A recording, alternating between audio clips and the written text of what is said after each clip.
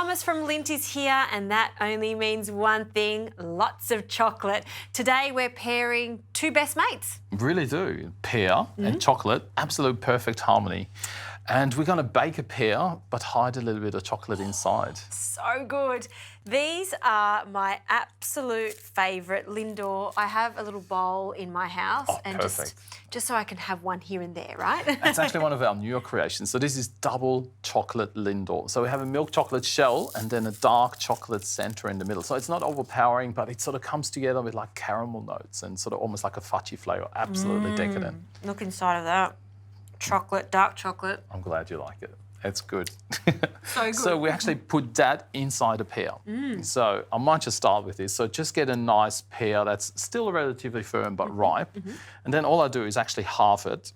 And then we cook it on puff pastry. You can even do like a little jalousie as well, putting puff pastry over the top of it. But to actually hide the chocolate, we'll just take the core out.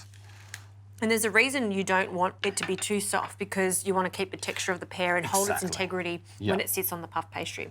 And it's nice to eat as well. So once you actually have that, to have that nice bit of crunch. And you're leaving the skin on? I leave the skin on. I just score it a little bit because that actually brings a bit of texture to the dish as well. So it's really nice when you have that. I take the little bit out down the bottom off as well. Yep. So Lovely. there we go. Now, in the fridge, we just have some puff pastry. I might get you to take that out for me. Okay. And in the meantime, I'm going to sprinkle it with a little bit of sugar as well, and we spice the sugar up a little bit. So just a bit of golden caster sugar, and then I actually got speculoos spice. So that's from that Dutch biscuit, absolutely delicious. So it's mainly based on cinnamon, but just a good pinch of that. Cinnamon, there's cardamom, coriander, and all those beautiful things in there. All that work really, really well. Very festive, almost smells like Christmas, doesn't it? Nice little touch. Yeah. And then all we do is, with the Lindor ball, just hide that inside here.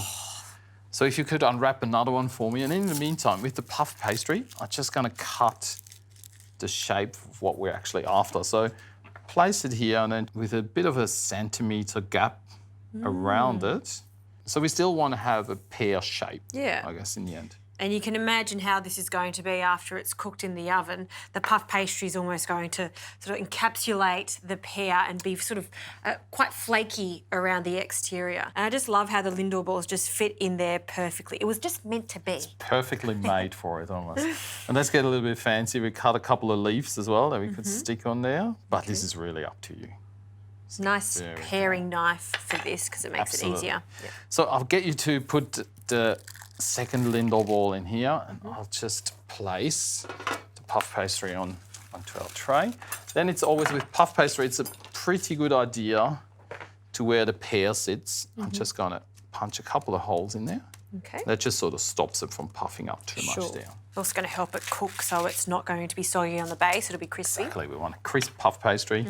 And this is really good when you actually have that nice butter puff pastry. So the butter and that pear together looks absolutely amazing.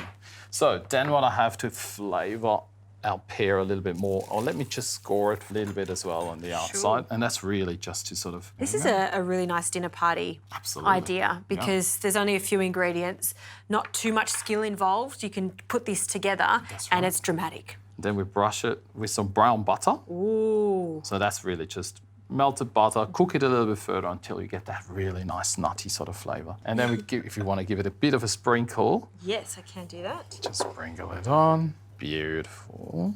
Excellent. And then I'll pop this down on one. Okay. And get on to the second one.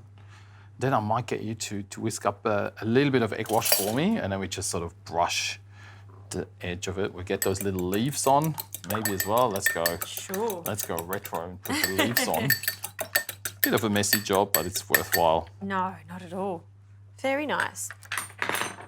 And the Lindor chocolates, this is the dark chocolate and milk chocolate. You've got many different flavours. I think we have about 35 different flavours of Lindor that we make. We change it quite regularly as well. But yeah, this is our latest creation. I feel the one with hazelnut would work nicely too with this, with the pears. Absolutely. Okay, sprinkling. Nice. Perfect. Okay. There we go. And I'll get you maybe to put the little leaf on. A little leaf. We're going to put that just here. Wonderful, look at that.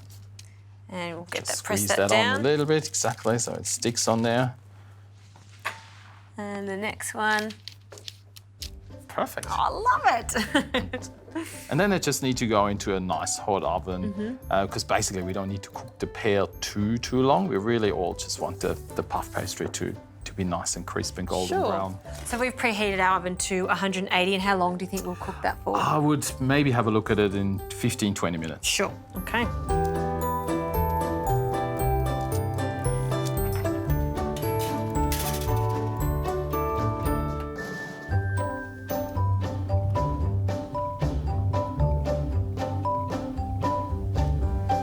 Well, these pears look impressive indeed. I love how the chocolate's sort of oozing out. Stunning, isn't it? So good, so good. And that's completely normal that the chocolate does run out a little bit, and it's all part of the fun.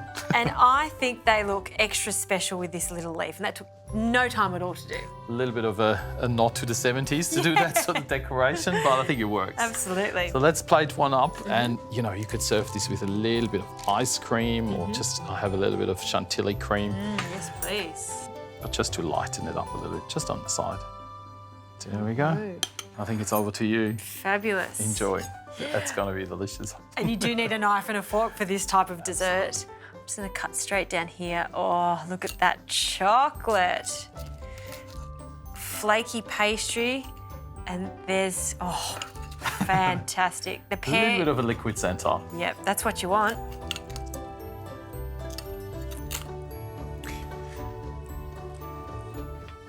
Wow, that's phenomenal. It does work, doesn't it? The chocolate and then the nice cool cream Yep. and that really rich, nice fruit. And then the texture of that flaky pastry. You've done it again. So good. Easy.